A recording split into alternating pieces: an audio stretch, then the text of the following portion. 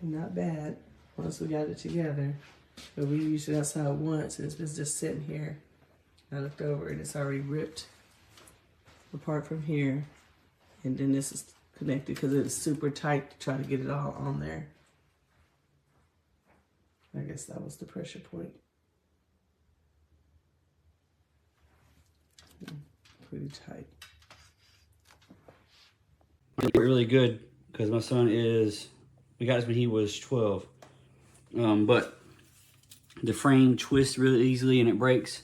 So I've used a fiber tape to hold it in place. But the net also breaks very easily. It just starts ripping and tearing.